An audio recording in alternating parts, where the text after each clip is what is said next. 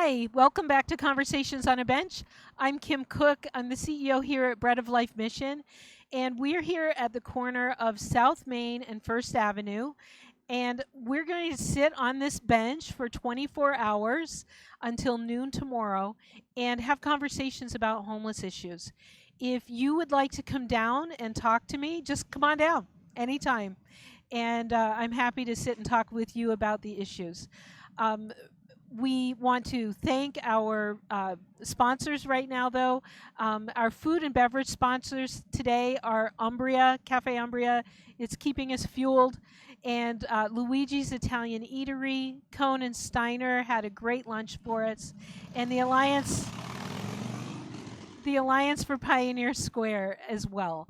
So those are our food and beverage sponsors. We also have Six Robleys and Spirit Transportation or Transport. And I'm sorry, I should not try to do this off the cuff. Belmont Cabinets and yes, Craft Real Estate. I'm sorry, I need those like right in front of me.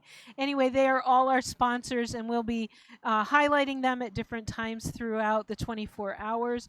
But for right now, until 5 o'clock, Six Robleys did a $5,000 matching challenge. That means that anybody who donates between now and 5 o'clock, it gets doubled to it doubles the Six Robleys amount. So if you've thought about giving and supporting what we do here at Bread of Life, we would love it if you'd scan the donate code on the screen or go to our website. So anyway, now that all that business is over, I want to introduce my guest, Kristine Moreland, who's the founder of The More We Love. Yes, So thank you for having coming. me. It's so exciting. Yes, I yes. absolutely love sitting on a bench with you. Yeah, we met probably about a year ago, I think. I'd say. And have just seen each other at meetings and haven't had enough time to really get to Yeah. know one another. So, Yeah. but I loved hearing about what you guys do. Can you tell the viewers about The More We Love? You bet. Yeah, I'm always honored to be able to talk about the work. So thank you for the time and opportunity. The More We Love is a nonprofit organization that creates pathways out of homelessness, addiction, human trafficking, and domestic violence. We create those pathways by doing proactive street outreach in addition to running a 24/7 crisis line. And then we have a 22-bed women and children's crisis center that we receive our participants at. We also do a lot of advocacy work where we go to court and advocate for our participants, and then we call our work being somebody's constant. So we walk alongside people in their times of crisis. It's pretty amazing what I get to do. I love that, being somebody's constant. We talk about that here. We have a Right. life path program and we walk alongside people. So Yeah.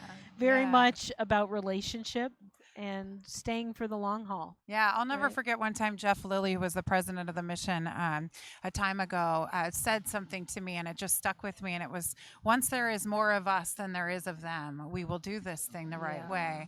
And that's kind of in my mind where that constant comes from. Everybody needs somebody, and we need more of us out on the streets to really be those people's constant. So I loved that. Yeah, that's great. Yeah. Yeah, I really like Jeff. Yeah, he's one of those people who changed my life forever. So I always that's talk awesome. about him when I get to talk about the Yeah. work. So, Kristine, how did you get into the work that you're doing now? Yeah, well, thanks for asking. I ask the same question often to the people I get to work alongside. It's always kind of like, what is your why? And sometimes I think our why can change and shift. But my story, I often say I'm an expert in these spaces because I've been an expert my entire life. And I say that without, the victim mentality by any means, but just that I've lived in spaces and seen some things that could have created pathways to homelessness for myself. My father is homeless and is still to this day. He does live in a little RV, and he has, what some people would consider housed, but he was a heroin addict predominantly my whole life. Left my mother and to his addiction, and she raised two kids on her own, trying to do all the things herself, which put her in some really awkward, tough places, which put me in some really awkward, tough places as a young girl. The woman who raised me, unfortunately, shot and killed herself when I was 11. And so I've experienced an immense amount of kind of traumas. Yeah. And I'll say, when I was 16, I was sitting on my living room couch or my bench at the time, and there was a knock at my door, and it was my father. It was the first time I had actually met him, and I would say that was probably one of the scariest situations I've ever encountered. 16-year-old girl, scary man at their door. Where'd you come from? He had just been released from prison, and so there was just kind of another layer of scary, if you will, and that became my vision of homelessness. You fast forward about 4 years, and I entered into a world of corporate life. I started doing mortgage loans, and I found a different world than where I came from, and everything felt very shiny and bright to me, and that's kind of where I wanted to go in life, or what I thought. And I was in downtown Seattle one day, and I was driving down in 3rd and Pike area, and I turned over and looked in my shiny fancy car, and there was my father on the side of the road. And people often say that there's times that change your life forever, and that for me was one of them. It hit me hard, but in such a way that I was living this fancy life, if you will, to how do I help him, but not let anybody know that that's what's going on, right? I really felt, I felt ashamed, if you will, and I felt terrified of who he was because of the unknown, what I didn't know to be true. I'll speed it up a bit, but over a couple years after that, I tried to find ways to connect to the homeless community without touching them, if you will. Again, trying to make myself feel better and trying to make a need to be able to meet my father without having to. Yeah. And so I ended up doing coat drives, and I would go out and do these big coat drives, and I would fill these U-Haul trucks. And I did that for a couple of years. And I remember one year I went to drive the U-Haul truck down to drop these coats off at the Union Gospel Mission. And another time where my life changed forever was when Jeff Lilly of the Union Gospel Mission walked out, and he kind of said in a roundabout way, you can no longer just drop off these coats, you need to know where they go. And I'm going, are you crazy? That's a great line. Like, not just are you going to donate this stuff, but I thought, like, are you crazy? Because he didn't know what I knew, and that was that my dad was out there, and that was a scary thing, and also I didn't want to expose that. 25 years later, I look back and I'm like, oh my gosh, everything I've missed out on for having those feelings. Anyhow, I tend to be a people pleaser. And so with that, I said yes to what Jeff Lilly was asking. What he was asking was for me to go out on a Union Gospel Mission van and do street outreach. And it was in the darkest of hours, 8 p.m. till 2 a.m. and going under the bridges and driving around the city streets that we're sitting on today. And every time I talk about it, it makes me choke up. But I stepped on that van with faith, just hoping like crazy I'd be returned home. I wouldn't see my father, and I wouldn't never have to do this again, kind of thing. Rather, I saw people who needed me. I saw people that were really vulnerable. I didn't see scary people. I didn't see the image that had been in my mind for so many years. And so I quickly got addicted to going out and doing street outreach, and I joined their outreach vans and slowly joined like their catalyst board and everything I could do just to be connected to the people that were on the streets, and created the narrative that everybody deserved somebody. And that's where I believed that being somebody's constant was birthed. And so I've done street outreach for about 25 years now, being really consistent with that. And that's my why. My why comes from within. And I think I often say I just never want anybody to stand on the side of where I came from. And so if I can be part of somebody's story to help heal their space, that's what I strive for. That's beautiful. Yeah. I'm sorry you had to go through all of that. It's okay. I ended up meeting my father, in a better, healthier relationship in my early 20s. It's actually where I came to know the Bread of Life, because him and I would walk the streets of Seattle where he was reminiscing. And there was a time when we were standing in front of the Bread of Life, and he goes, I used to stay there. And something about it hit me because I've been near this space for so long, and I thought, man, was he in there one day when I didn't know? And thank God that he was somewhere safe, that the Bread of Life was at least protecting him and keeping him warm at night, so that some of that guilt and shame would go away from me. So thank you. Thank you. Yeah. I often think that we sometimes can't, or often can't, help the people that we love who are going through this. That's right. But somebody else needs to be there to do it for us. That's absolutely right.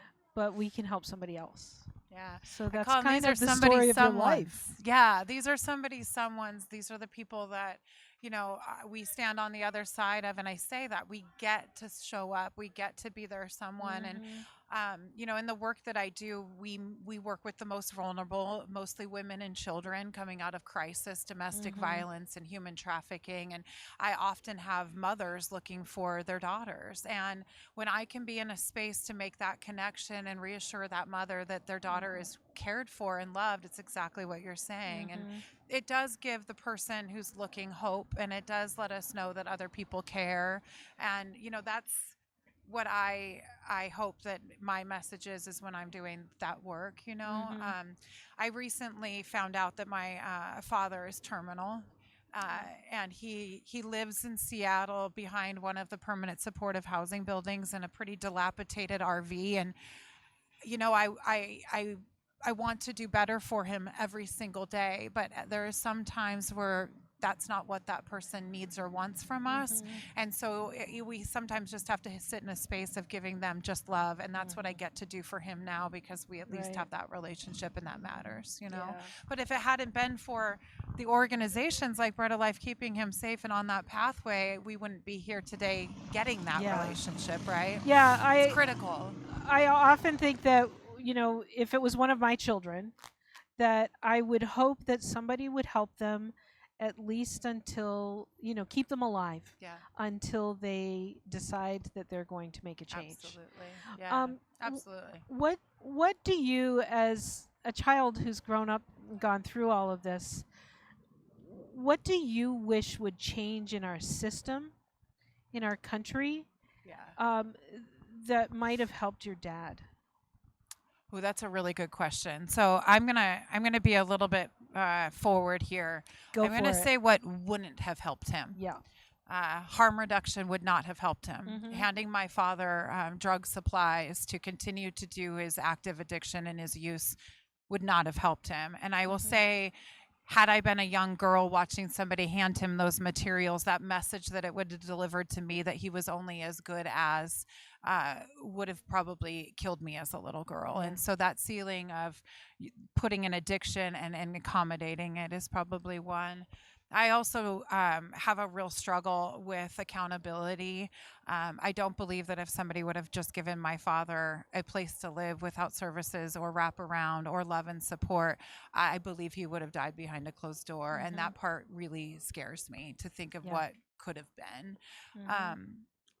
What I do see that needs to change drastically is, and I said this, is we need more hands and feet on these streets. Yeah. We need more people wrapping their arms around these people and lifting them up and reminding them of who they were before they got here, Mhm. and helping to break these chains. Because I think now we have just kind of written this off as a homeless thing, and I would say that we're in a crisis where we Mhm. have a drug crisis that is influencing our babies, our children, our someone's, and they deserve better from us. Yeah, I really believe we're losing a generation. We absolutely are. Yeah. Yeah, I was removed from street outreach for a couple years, and about 3.5 years ago, I was asked to come back out and help support teaching some folks how to do street outreach. And when I came back out on the streets, what I saw is what I didn't have a choice at that point but to quit my day job and do everything that I could to show up for this community in a different way. Because before 10 years ago, I was serving veterans and, homeless alcoholics and maybe some heroin and things like that. But I wasn't serving young babies, 20-year-olds, 21 children, really out here in a fentanyl crisis that have been lost to the dark, really. And we as a community need to show up with the light in a way that they've never seen before, because this is not, I'm not okay with this, and I can't imagine that anybody No. else is. There's this word that people often use, and it's being compassionate. And I find in the city of Seattle, there's so Yeah. many different different ways that can be Definitions of used. that? Yeah, different definitions. That's a great way to Yes. say it. What do you think compassion is? I think compassion is loving somebody to a healing place. Yeah. I think compassion is getting somebody supported in a way that they can thrive. I don't think surviving is good enough. I think getting a place to Yeah. a point of thriving What kind matters. of life is that? It's just right? not. Not It's that I just want not. the other No. option, Yeah. but I believe so much more is possible for them. I've suffered an addiction myself, right? And I can completely understand where we get to a place of numbing the traumas and the things that happen to us or happening around us. I get that. I deeply understand. This is a whole nother space of numbing, however. The fentanyl that is coming through our streets isn't numbing people, it's killing people, It is. right? And so with that, it is my responsibility as a human to recognize that and do everything I can to stop it. I can't just hear the numbers and then just let that kind of trickle. I'm not desensitized, if that makes sense. Yeah, me either. Yeah. Yeah, I walk by people every morning on the streets, That's and right. it just breaks my heart. I'm walking by people with tears in my eyes, just going, how did they survive the night? Yeah. These women that are laying on the street, and I can't even imagine the danger they're in. Yeah, Right? it's that survival. Yeah, I mean, I told you we run a 24/7 crisis center, and we have women being brought in the middle of the night, and half the time their faces are unrecognizable, right? They are fighting for their lives. They are being victimized. They are being drugged. They are being dropped. The other thing I think we see the visual on the streets, right? And then it's very present and it's clear. You go to North Aurora, you see the women working, you see all of the despair that's happening. I thought that guy was going to run into us. Oh. Actually, he swerved on Oh. purpose. Lovely. Yeah. Thank you, sir. Yeah. Thank you. You didn't. But what I think a lot of people forget and they don't see is the encampments Yeah. and how deeply embedded the crisis is in the encampments. This isn't a homeless problem. This is an intersection of drug trafficking, human trafficking, sex trafficking. And I think that when we don't acknowledge that in those encampments, we have young girls that are being trafficked day in and day out, Yeah. and we don't do everything that we can to break that space up and move them into safer places, we're failing our communities. We are. I worked in Berrien for some time, and I worked at an encampment there that was right outside of their King County courthouse. Just imagine that. There was a courthouse and then an encampment within 50 feet of 75 to 100 people. And I knew of stories where women were getting raped in that encampment, and you had officers Across inside. the street. That's not to the Yeah. officers. No blame, no shame there. I'm not No. blaming anybody in that space, but this is what I mean by things need to change. We need to get really serious about saving people's lives, and it's not compassionate to leave people in those places. It's just No. not. So what does it look like for us to turn that corner and to stop just ignoring it? And what do we need to do that we're not doing now? Oh, that's a great question. And if I had $1 million, right? Yeah, me That's too. the thing. We'd share it, We, right? we have the resources. We are in one of the richest cities, and we know. have the resources. We have the ability to end homelessness. I don't think if any of us want to be in this space if we didn't deeply believe that. We need to realign our resources, however, Yes. and we need to come at this from a recovery first standpoint. That doesn't mean treatment first for everybody. I mean recovering from homelessness, recovering from drug consumption, mental health, trauma, right? There's a vast majority, but realigning our resources where they're not going just to permanent supportive housing, but transitional, giving people job support, being able to really give them treatment centers that are going to lift them up and out and not institutionalize, right? Yeah, right. I know that we can't arrest our way out of this at all, but there also needs to be different levels of accountability, Right. where we need to let our officers be able to do their jobs at the time that our community needs them to do it, Right. you know? And I think that there's a lot of ideas and a lot of ideologies and agendas out here, and that's where it's just got to stop. This isn't a right thing. This isn't a left thing. This is a human thing. Exactly. And we all have a responsibility to it, but I think some people's responsibility is forgetting that we're here to heal people. We're here Right. to heal people, Right. not keep them where they're I at. mean, freedom from whatever isn't life if they're free to do drugs. Yeah, that's or the free point. to They're not be thriving. in their, I see people here on the street who are having like breaks because of the drugs they're doing or whatever, Absolutely. or mental illness. Yeah, absolutely. Sometimes it's really hard to tell the difference. And I'm going, where is the dignity in this? I think that compassion means that we're offering dignity. And allowing people who are mentally ill, who have to just stay on the streets and to do Yeah. what they're doing is not. It's not. There's no dignity in that. I think too, when there's a break in a moment, for them to really think about where they are, ask them if they want to be there. Exactly. Ask them. There's so many that they don't. Nobody wakes up and says, "I want to be a drug addict," and certainly not addicted to fentanyl. And is it's a crisis when you see an entire generation being wiped out from that. There's these there are resources and there's all of that kind of stuff, but how do they access them appropriately, right? Rather than They somebody don't know where to find them. Yeah. It's overwhelming. Exactly. Right? Incredibly so. I think we need to be far more intentional about how we go out and do the work. I also think that we have a lot of silos going on within our resources, and we need to partner as organizations and help each other bridge gaps that need to be bridged that are really urgent. Such as I work with organizations that call us often and say, can you connect us to recovery? So they're the hands and feet on the street, identifying the people that need support. They call our organization. We get the person into recovery, and then we don't stop there because it's not their responsibility to figure out where they're going to get housed next. It's our responsibility to get them housing next and then support them there. So we do things like Oxford housing partnerships where we pay the first couple months of rent while the person's getting stabilized. But you can never let their feet go back to those streets when you get them in a place of healing. And I think that's also one of the things that we're failing at. We're putting people that are going through 7 days of detox off fentanyl, which there's no 7 days of detox off fentanyl. No. I'm sorry, but that's not working. There's that, that position of expecting someone to get clean and sober after just 7 days in an institutionalized type of environment. That's an unrealistic expectation. One of the things I tell my staff is that, if they're here and they're clean and sober, even for 6 months, right? And they've gone through some classes and learned some things, they feel like, okay, I'm ready now. But if we haven't helped them heal from the trauma or the whatever it was that caused them to go to an addiction in the first place, then we've failed them.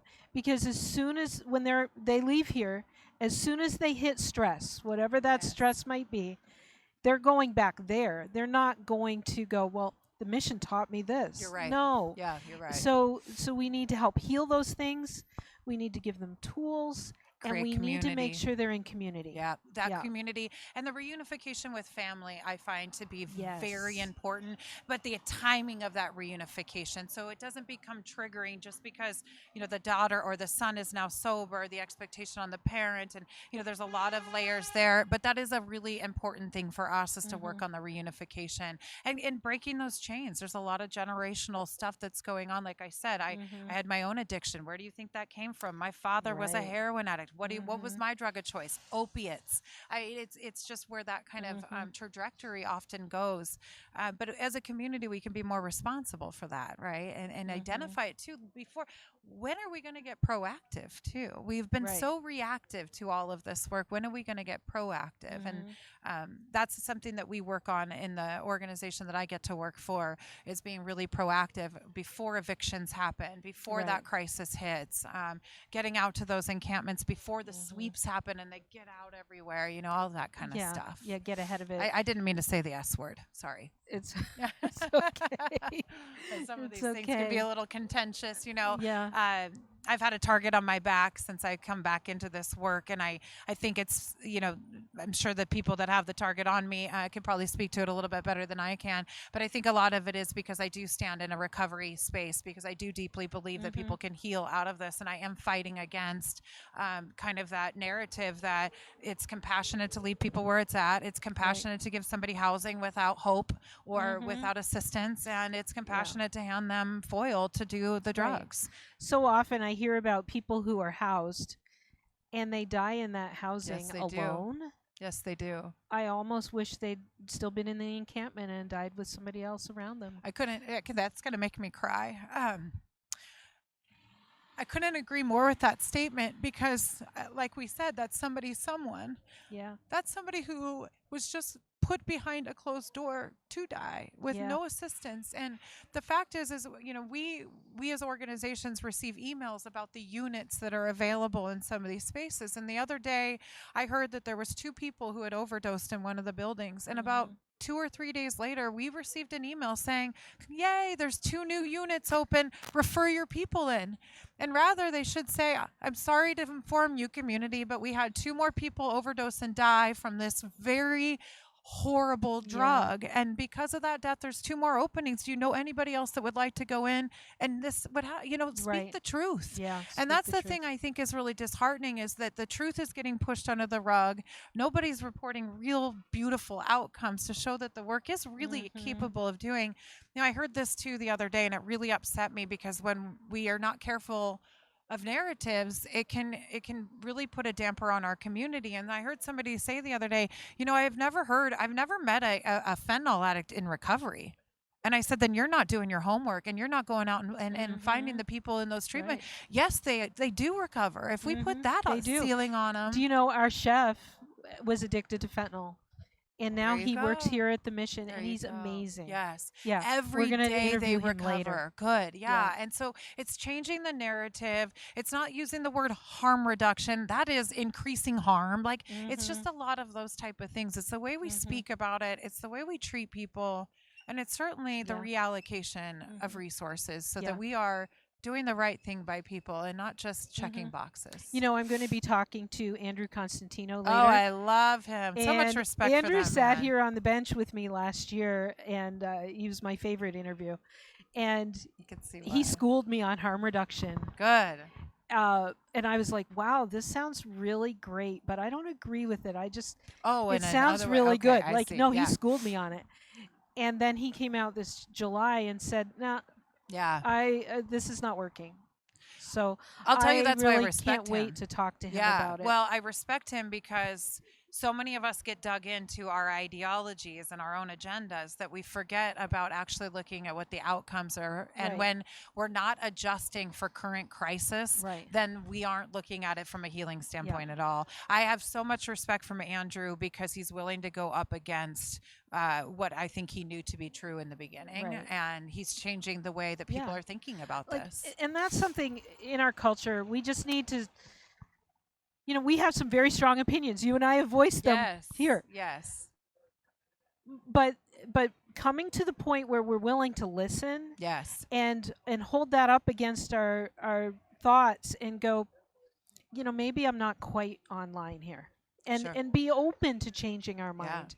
And if we don't have those conversations, we can't do that. Have those conversations. Yeah. I mean, I think that's the thing. Every day, something is new when it comes to this work. You run the shelter. I know. And so we have to be open to changing the way we do things to meet the needs of the individuals. But we have to do it in a way that's healing our community.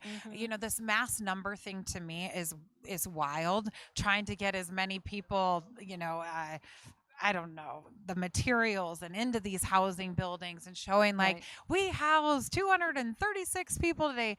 But are they healthy? Are they thriving? Are they job ready? So I consider somebody thriving when they're in a space that they can have control over their life, when they can make the decisions that are going to be healthy for them, when they can get jobs, when they can feed themselves. I know that there is a population that won't ever be their truth. And there is facilities there and housing ready for them and certain wraparound services that can accommodate. But it's not as many as we are housing now in this space. It's just not. And we have to get really honest with each other. And I think people aren't willing to get as honest because they're scared of losing funding. And when a person becomes a dollar, that's where we've completely gone wrong, right? I ride on a lot of faith. We don't have a lot of dollars, but we still show up in a very different way because the human doesn't add to money. And who's doing good work for less, right? Right. Yeah. Some of us are making those dollars stretch really far. Yeah, it's possible. Yeah. So, tell me. So we work with men here. Yes. So, but I'm seeing women, and it's breaking my heart. And, as it should. As it should. What do you think are the gaps in Seattle? What do we need to do for the women Like, I don't see a lot of providers out there No. for women. What No. what do we need? We need, well, first of all, we need increased safe places for the women to go. Mhm. I mean, we need, first, actually, let me just break it down. We need to identify that we have a crisis for our women. Yeah. Point blank. The city of Seattle has created the most unsafe community for our women and children to heal or thrive. Do you know how many homeless women we have in Seattle? I do you not. have any No. idea? You know what's funny? Well, probably not funny because people are like, Kristine, you should probably know this. I don't follow numbers. Yeah. I follow the work, right? Yeah. And so what I know is that my phone rings off the hook 24 hours a day, 7 days a week with women in crisis. And I know that in the last 2 months, we took 644 calls of women in crisis. I mean, How many again? 644. Last So month. that is a number I will use because my calls answer call Yeah, all day long. you know that number. Yeah, and we have crisis beds, and when we lose those crisis beds, it becomes even more of a crisis because there's very little. There were 7 beds dedicated to survivors of human trafficking before the More We Love came and opened up 10 more survivor beds, and so we have limited resources for the women that are coming out of the most vulnerable, scary places in our city. I think a lot of people aren't recognizing that there is, the guy's getting arrested back there. I don't think a lot of people are recognizing too that we are at an all-time high for human trafficking. I have young girls as young as 12, 13, 14, 15 being trafficked on North Aurora. And when I say we have a partnership in order to provide resources from the city of Seattle to women and children coming out of human trafficking.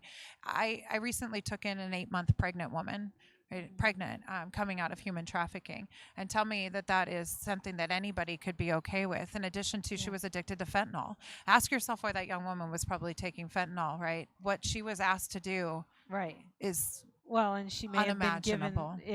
whether she made that choice in the beginning or not. Exactly. Yeah. Exactly. And that's the thing. Trafficking can look like a lot of different things, but poverty can be a trafficker as well, right? And you find when a drug is as cheap as fentanyl is, I mean, you are out here buying pills for 50 cents, sometimes $5 for, the good stuff.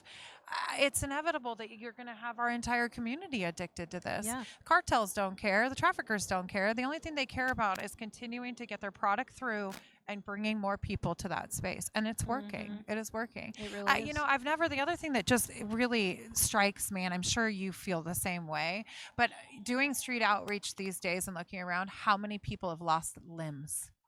So I was just many talking body to parts. James about that. Yeah. Unbelievable. I don't know how we haven't called this a health crisis I in addition know. to, right? COVID presented a health crisis. Our fentanyl is a crisis. The fact that people are losing limbs because we have tranq put in there. I mean, this is a crisis where it should be all people on board, all medical on deck. They're putting out funding opportunities for, hiring this and hiring that. I won't speak about who that is for, but just, in general, hiring. Why aren't we putting out incentives to hire more nurses, more treatment staff? Oh, there's such a again, really a we new are alignment of short resources on all of that. Yeah. Yeah. If people don't understand how big it is, this crisis of fentanyl, there are more people that have died from fentanyl overdose than all of our all of our wars since World War I. Yeah, I mean, imagine that.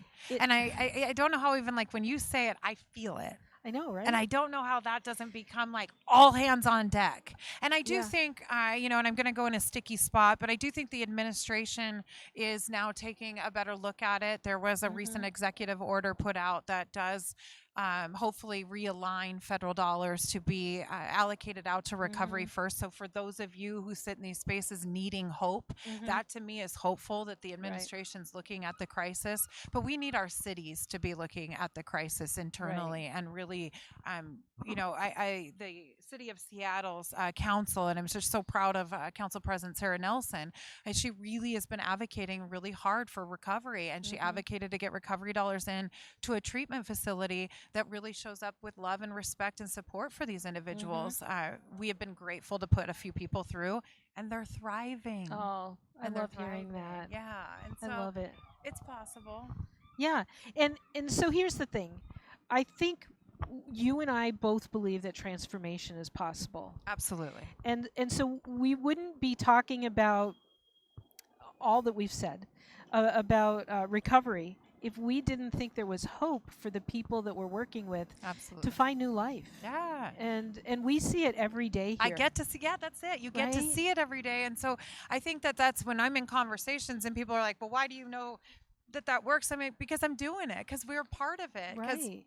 I get to meet with women who are 90 days clean. I was just at the shelter today, our crisis center, and we were doing a tour of some really incredible individuals. And one of our young ladies was there, and she got the opportunity to share that she was 60 days clean and sober, right? And when you get to celebrate those moments with other outside individuals, the one thing that really shows is that like this is possible. This is hopeful. There is possible, you know. But Exactly. I tell the people that don't think it is, come see for yourself, meet the women, see them. You know, somebody said to me the other day, you're exploiting survivor voices, Kristine. I said, you know what I'm doing? Giving them a chance to share their story and giving a chance for the community to see hope. Yeah, very much so. And you know, there's always judgment, and so much judgment on the work that we do. Of course. Yeah. And it's always from the people who aren't doing the work, right? So I say, if you really feel that way, come out and be my constant, even for a day, maybe an hour, but see what I do every day. Yes. Or rather answer the phone from 3 to 6 a.m. because that's my time slot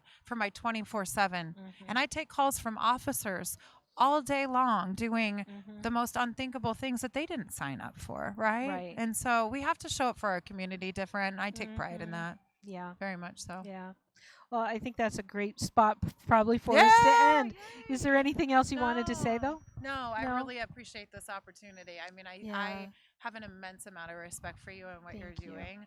I've always, you know, I believe God is in this work, and He's the only way that's really going to heal this. And I know He's the firm foundation that we sit on for that work. And I just thank you for being in this space and a partner for what you do. Thank you, and thank you for what you do. Yeah. I love the passion that you bring to this, and Thank you. we need voices who are willing to go out there and say it and not back down. Yeah.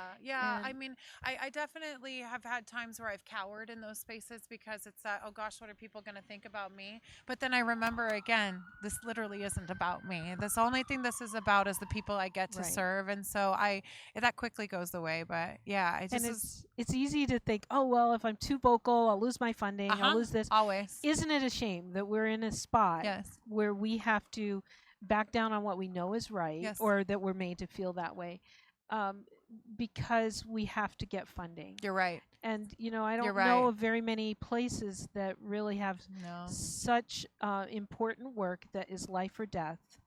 That has to also worry about. It's just bureaucracy and red tape all day long. I also didn't realize how much I had to justify the work I'm doing when I'm in such a healing recovery space. And I played in that playground for a while, Kim, where I was justifying on a daily basis, this is why I did that. This is why, oh gosh, I have that policy, I have this. The fact of the matter is I show up every day, day in and day out, 7 days a week. Nobody can challenge me on that, helping to heal our city. And so for what it's worth, I'm not going to stop. Right. So I'll leave it at that. Yeah.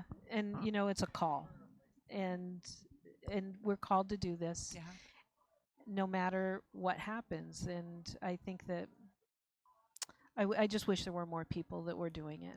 More people that were coming out and helping. Yeah. I think we'll get there, though. I feel a tide turning. I do too. And I think that as long as we band together and create that community for each other and for the people we get to serve, I think it'll change a lot of these layers. Yeah. Thank you, Kim. Well, thank from you the bottom for of my coming heart today. Yeah, I'm very grateful. And I thank you for watching. I'll remind you that we are in a challenge time between now and 5 o'clock. If anyone would like to donate, Six Robleys has sponsored this time period, and they have a $5,000 matching challenge.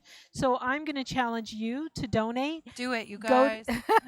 Go to the QR code, and what that does, if you give, it helps us to pay for staff who are so committed, like Kristine. They're so committed to helping people, and it helps us to purchase food and pay the power bill and all the things that it takes to run us, so that we can help the people that are on the margins. So thank you for watching.